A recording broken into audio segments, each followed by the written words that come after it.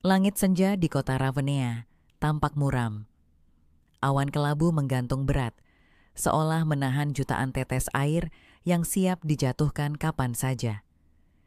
Jalanan berbatu yang biasanya ramai dengan suara derap langkah pejalan kaki kini tampak sepi.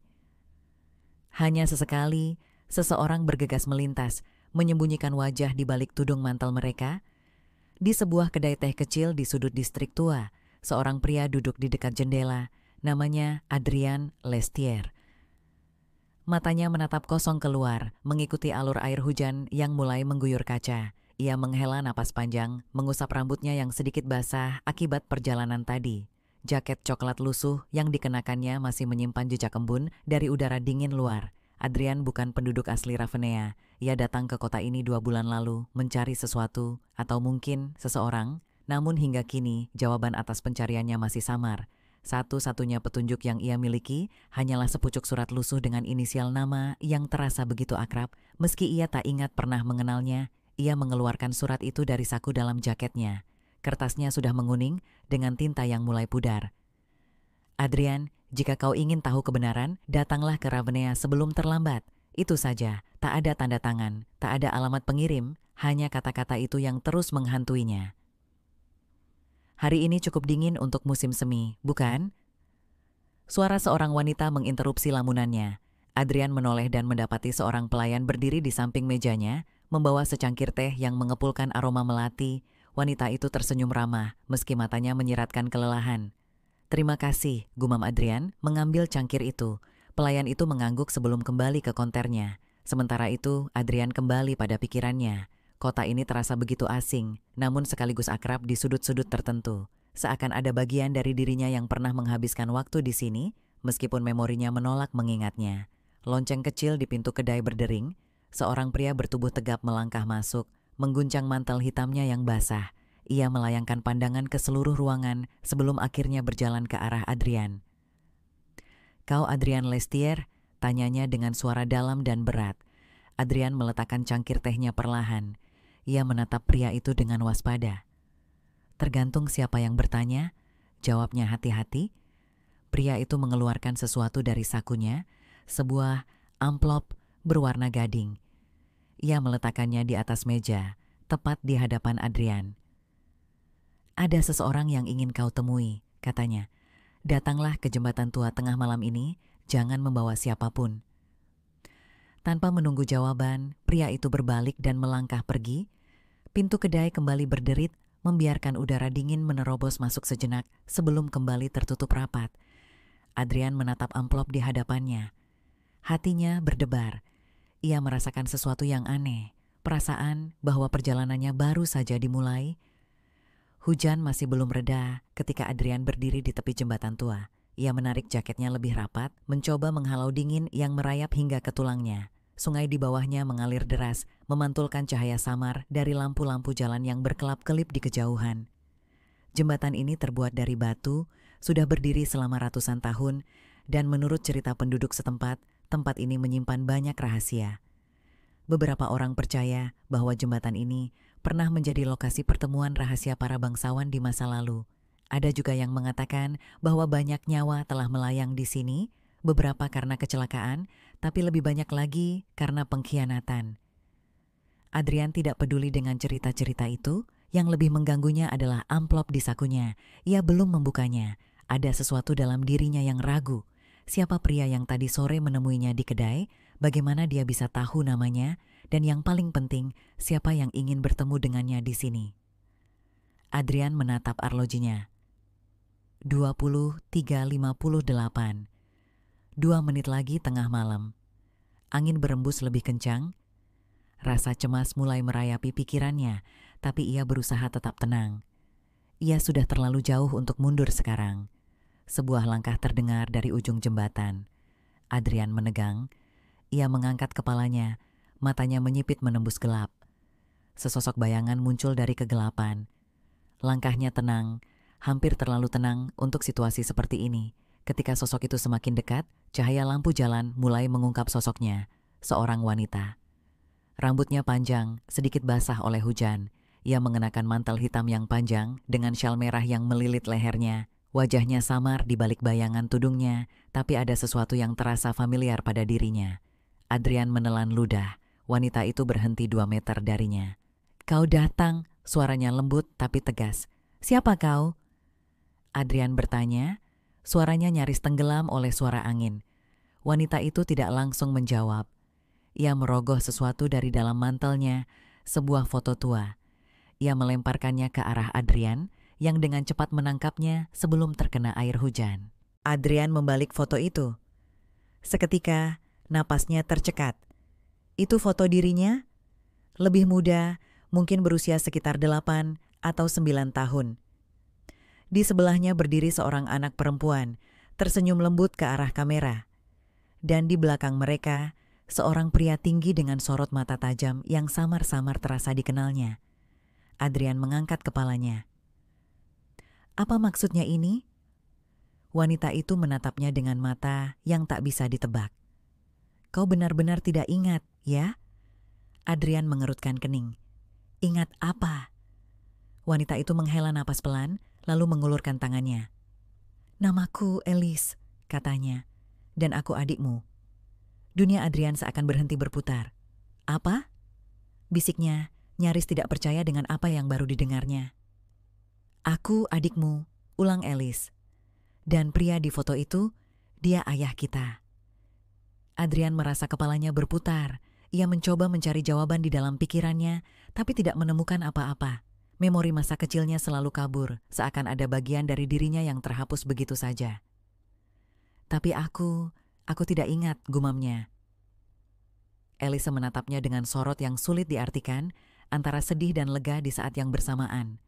Kau memang tidak ingat, katanya pelan, karena seseorang sengaja membuatmu lupa. Jantung Adrian berdegup kencang. Apa maksudmu?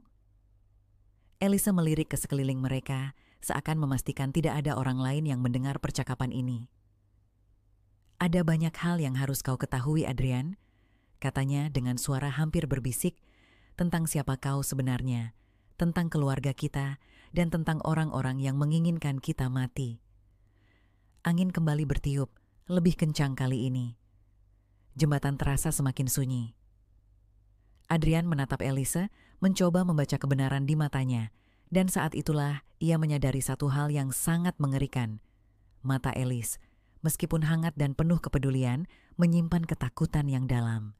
Seakan sesuatu yang jauh lebih besar sedang mengintai mereka di balik kegelapan, dan mungkin sudah terlambat untuk mundur. Adrian masih berdiri membeku di atas jembatan tua. Kata-kata Elise bergema di kepalanya. Seseorang sengaja membuatmu lupa. Matanya kembali tertuju pada foto yang kini tergenggam erat di tangannya. Pria tinggi di belakang mereka. Ayahnya? Tapi mengapa ia tidak mengingatnya sama sekali? Dan lebih dari itu, siapa yang ingin mereka mati? Elise melangkah lebih dekat, suaranya rendah dan mendesak. Kita tidak punya banyak waktu. Mereka pasti tahu kau sudah di sini. Mereka siapa? Tanya Adrian dengan suara tajam. Sebelum Elise sempat menjawab, suara gemuruh mobil mendekat. Kedua bersaudara itu serempak menoleh. Di ujung jembatan, sepasang lampu sorot menembus kabut malam. Elise menggenggam lengan Adrian. Kita harus pergi. Sekarang terlambat. Mobil hitam berhenti mendadak. Pintu-pintunya terbuka. Dan 3 pria bersetelan gelap turun dengan langkah cepat. Salah satu dari mereka tampak lebih tua dengan bekas luka panjang di pipinya. Lama tidak berjumpa, Adrian. Suara pria itu dalam dan penuh nada mengejek, seakan ia menikmati kebingungan yang terlihat di wajah Adrian. Siapa kau? Adrian bertanya. Pria itu tertawa kecil. Aku kecewa kau tidak ingat, tapi mungkin itu lebih baik. Tidak ada gunanya mengingat sesuatu yang berbahaya. Elise mencengkeram lengan Adrian lebih erat. Jangan dengarkan dia. Pria itu melangkah lebih dekat. Terlalu terlambat untuk lari, Elise. Kau sudah membawa kakakmu terlalu jauh ke dalam ini. Sekarang dia harus ikut dengan kami. Adrian merasakan detak jantungnya berpacu. Aku tidak akan pergi kemana-mana sebelum kalian menjelaskan semuanya. Bekas luka di pipi pria itu berkedut ketika ia menyeringai. Baiklah, kalau itu yang kau mau. Ia memberi isyarat pada 2 anak buahnya. Salah satu dari mereka mengeluarkan sebuah amplop tebal dan melemparkannya ke kaki Adrian. Adrian memungutnya dengan ragu. Saat ia membuka amplop itu, matanya melebar. Di dalamnya ada serangkaian foto dirinya di berbagai tempat yang tidak pernah ia ingat kunjungi. Ada foto dirinya di sebuah rumah besar, berdiri di samping seorang pria berwibawa yang mengenakan jas hitam. Di foto lain, ia terlihat bersama pria yang sama, tersenyum sambil berjabat tangan dengan seseorang yang wajahnya tersembunyi bayangan. Dan yang paling mengejutkan, ada foto dirinya berdiri di atas jembatan ini bertahun-tahun yang lalu bersama Alice dan pria di foto tadi. Bekas luka di pipi pria itu kembali berkedut. Itu kau, Adrian, sebelum semuanya dihapus. Adrian menggeleng. Tidak mungkin, aku tidak ingat ini. Tentu saja tidak, mereka tidak ingin kau mengingatnya, kata pria itu. Kau adalah bagian dari sesuatu yang lebih besar dari yang bisa kau bayangkan. Tapi ayahmu, dia ingin mengeluarkanmu. Ayah kita dibunuh. Elise menyela, suaranya penuh amarah. Mereka membunuhnya, Adrian. Pria itu mengangkat bahu, seakan kematian ayah mereka bukan sesuatu yang berarti. Dia membuat pilihan, dan semua pilihan ada konsekuensinya. Elise bergetar karena marah. Dan sekarang kalian menginginkan Adrian? Pria itu tersenyum dingin. Kami hanya ingin memastikan dia tidak membuat pilihan yang sama. Adrian mundur selangkah. Pikirannya berpacu mencoba memahami semuanya. Jika apa yang dikatakan Alice benar, maka orang-orang ini adalah musuh ayah mereka. Dan kini mereka mengincarnya. Kau punya dua pilihan, Adrian, kata pria itu. Ikut dengan kami atau... Ia tidak perlu menyelesaikan kalimatnya. Salah satu anak buahnya mengangkat senjata. Elise bergerak lebih cepat. Dari balik mantelnya, ia mengeluarkan pistol kecil dan menodongkannya ke pria itu. Kau pikir aku tidak bersiap? Katanya dengan dingin. Ketegangan memuncak. Angin bertiup lebih kencang, membawa suara air sungai yang bergemuruh di bawah mereka. Adrian merasakan seluruh tubuhnya tegang. Ia tidak pernah memegang senjata, tidak pernah terlibat dalam sesuatu yang berbahaya seperti ini. Tapi saat melihat Elise menatap pria itu dengan penuh kebencian, ia tahu ini bukan pertama kalinya saudara perempuannya berada dalam situasi seperti ini. Apa yang harus kita lakukan? Bisiknya. Elise tidak menjawab.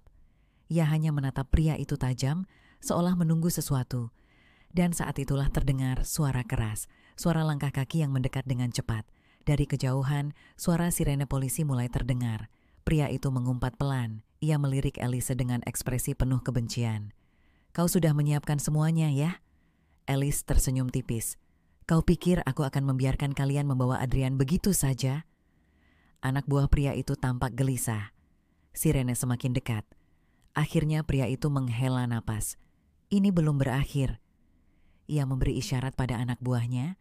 Tanpa berkata-kata, mereka kembali ke mobil dan melaju pergi ke dalam kegelapan. Adrian masih berdiri terpaku, napasnya tersengal. Ia menoleh ke Alice yang kini menurunkan pistolnya. Apa yang baru saja terjadi? Alice menghela napas. Aku baru saja menyelamatkanmu.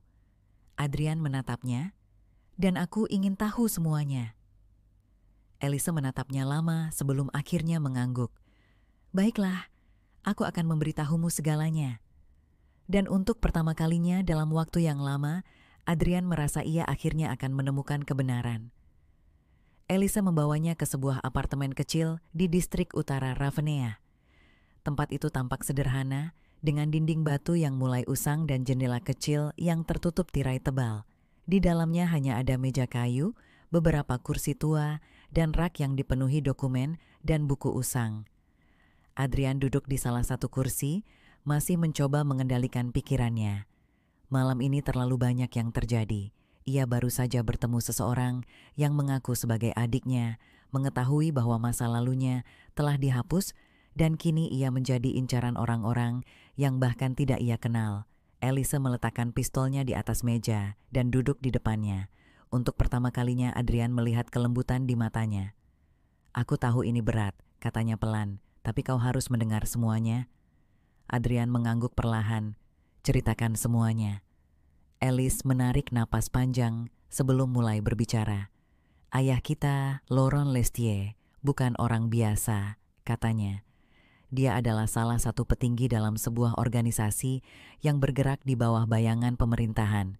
Organisasi ini, kita menyebutnya Ordo Senja, bukan sekadar kelompok rahasia. Mereka mengendalikan keputusan politik, ekonomi, bahkan hukum dari balik layar. Adrian mengerutkan kening.